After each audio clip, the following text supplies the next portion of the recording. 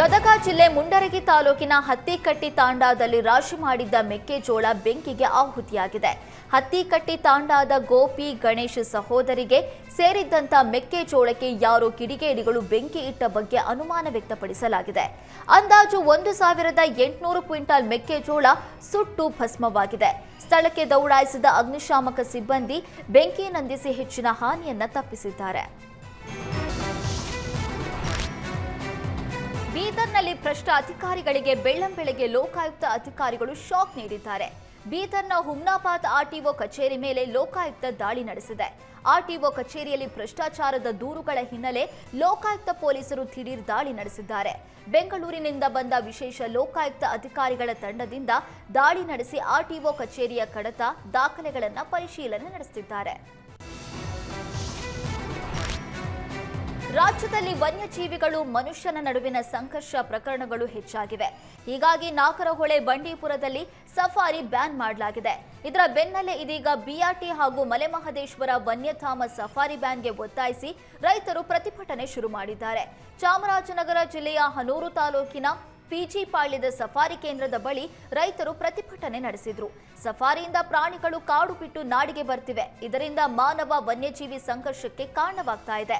Bandipur, ನಾಗರಹೊಳೆಯಂತೆ Biligiri Rangana Betta, tiger reserve ಹಾಗೂ MM hill ವನ್ಯಧಾಮದಲ್ಲೂ ಕೂಡ safari ban ಮಾಡಿ ಅಂತ ರೈತರು ಒತ್ತಾಯಿಸಿದ್ದಾರೆ. ಹಳೆ ದ್ವೇಷದಿಂದ ದುಷ್ಕರ್ಮಿಗಳು ಬೆಳೆದು ನಿಂತ ಅಡಿಕೆ ಮರಗಳನ್ನು ಕಡಿದು ಹಾಕಿರುವ ಘಟನೆ ಚಿತ್ರದುರ್ಗ ಜಿಲ್ಲೆ ಚಳ್ಳಕೆರೆ ತಾಲೂಕಿನ ಜಾಜೂರಿನಲ್ಲಿ ನಡೆದಿದೆ. ಜಾಜೂರು ಗ್ರಾಮದ ತಿಪ್ಪೇಸ್ವಾಮಿ ಎಂಬುವರಿಗೆ ಸೇರಿದ ತೋಟದಲ್ಲಿ ಸುಮಾರು 15ಕ್ಕೂ ಹೆಚ್ಚು ಅಡಿಕೆ ಮರ ಕಡಿದು ಹಾಕಿದ್ದಾರೆ. ರಾತ್ರೋರಾತ್ರಿ ದುಷ್ಕರ್ಮಿಗಳು ಅಡಿಕೆ ಮರಗಳನ್ನು ಕಡಿದು ಪರಾರಿಯಾಗಿದ್ದಾರೆ. ಯಾರೋ ಹಳೆಯ ದ್ವೇಷದಿಂದ ಮರ ಕಡಿದು ಹಾಕಿದ್ದಾರೆ ಅಂತ ತಿಪ್ಪೇಸ್ವಾಮಿ ಕಣ್ಣೀರು ಹಾಕಿದ್ದಾರೆ. ಬೆಳಗಾವಿ ಜಿಲ್ಲೆಯಲ್ಲಿ ಚಡ್ಡಿ ಗ್ಯಾಂಗ್ ಬಳಿಕ ಮುಸುಕುದಾರಿ ಗ್ಯಾಂಗ್ ಹಾವಳಿಗೆ ಜನ ತತ್ತರಿಸಿ ಹೋಗಿದ್ದಾರೆ. ಬೆಳಗಾವಿ ಬಳಿಕ ಕಿತ್ತೂರಿನಲ್ಲೂ ಕೂಡ ಮುಸುಕುದಾರಿ ಗ್ಯಾಂಗ್ ಆಕ್ಟಿವ್ ಆಗಿದೆ. ಕಿತ್ತೂರಿನ ಕಾಲೇಜು ರಸ್ತೆಯಲ್ಲಿರುವ ಬಂಗಾರದ ಅಂಗಡಿಗೆ ನುಗ್ಗಿ ಮುಸುಕುದಾರಿ ಗ್ಯಾಂಗ್ ಕನ್ನ ಹಾಕಿದೆ. ಖದೀಮರು ಚಿನ್ನಾಭರಣ ಮಳಿಗೆಗೆ ನುಗ್ಗುವ ದೃಶ್ಯ ಸಿಸಿ ಕ್ಯಾಮೆರಾದಲ್ಲಿ ಸೆರೆಯಾಗಿದೆ. ಹೆಚ್ಚುತ್ತಾ ಇರುವ ಕಳ್ಳರ ಗ್ಯಾಂಗ್ ಕಡಿವಾಣ ಹಾಕಬೇಕು ಅಂತ ಸಾರ್ವಜನಿಕರು ಒತ್ತಾಯಿಸಿದ್ದು, ಖದೀಮರನ್ನ ಹೆಡೆಮುರಿ ಕಟ್ಟೋದಕ್ಕೆ ಪೊಲೀಸರು ಮುಂದಾಗಿದ್ದಾರೆ. ತೆಂಗಿನಕಾಯಿ ದರ ಗಗನಕ್ಕೇರಿದೆ. ಮೀನಿನ ಖಾದ್ಯಗಳು ಸೇರಿದಂತೆ ಕರಾವಳಿಯಲ್ಲಿ ಎಲ್ಲಾ ಬಗೆಯ ಅಡುಗೆಗೆ ತೆಂಗಿನ ಎಣ್ಣೆ ಬಳಸ್ತಾರೆ. ವಾಣಿಜ್ಯ ಬೆಳೆಯಾಗಿ ತೆಂಗು ಬೆಳೆಯಲಾಗ್ತಾ ಇದೆ. ಇಷ್ಟೊಂದು ಪ್ರಮಾಣದಲ್ಲಿ ದರ ಏರಿಕೆಯಾದರೂ ತೆಂಗು ಬೆಳೆಗಾರರು ಮಾತ್ರ ನಷ್ಟದಲ್ಲಿದ್ದಾರೆ. ರಾಜ್ಯದ ಇತರೆ ಭಾಗಗಳಿಗೆ ಹೊರತಾಗ ಅನೇಕ ಸಮಸ್ಯೆಗಳು ಕರಾವಳಿ ಭಾಗದ ತೆಂಗು ಬೆಳೆಗಾರರನ್ನ ಕಾಡ್ತಾ ಇದೆ. ತೆಂಗಿನಕಾಯಿಗೆ 40ರಿಂದ 50 ರೂಪಾಯಿ, ತೆಂಗಿನೆಣ್ಣೆ ಪ್ರತಿ ಲೀಟರ್ಗೆ 460 ರೂಪಾಯಿ ಆಗಿದೆ. ಆದರೂ ತೆಂಗಿನ ದರ ಏರಿದ್ರೂ ಕೂಡ ಬೆಳೆಗಾರರಿಗೆ ಲಾಭ ಸಿಗ್ತಾ ಇಲ್ಲ. ಅತಿಯಾದ ಮಳೆಯಿಂದ ತೆಂಗು ಬೆಳೆಗಾರರಿಗೆ ಫಂಗಸ್ ಸಮಸ್ಯೆ ಕಾಡ್ತಿದೆ.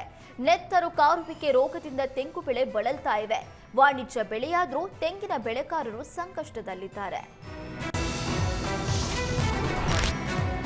ಪರಪ್ಪನ ಅಗ್ರಹಾರ ಜೈಲಿನಲ್ಲಿರುವ ಉಗ್ರ ನಸೀರ್ಗೆ ಜೈಲಿನಲ್ಲಿ ನೆರವು ನೀಡಿದ ಪ್ರಕರಣ ಸಂಬಂಧ 3 ಆರೋಪಿಗಳ ವಿರುದ್ಧ ಎನ್ಐಎ ಚಾರ್ಜ್ ಶೀಟ್ ಸಲ್ಲಿಕೆ ಮಾಡಿದೆ.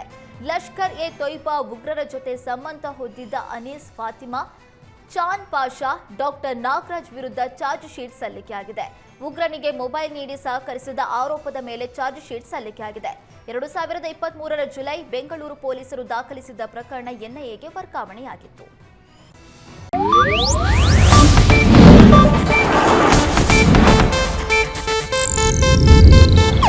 ಇದು ಏಷ್ಯಾನೆಟ್ ನ್ಯೂಸ್ ನೆಟ್ವರ್ಕ್ ಪ್ರಸ್ತುತಿ.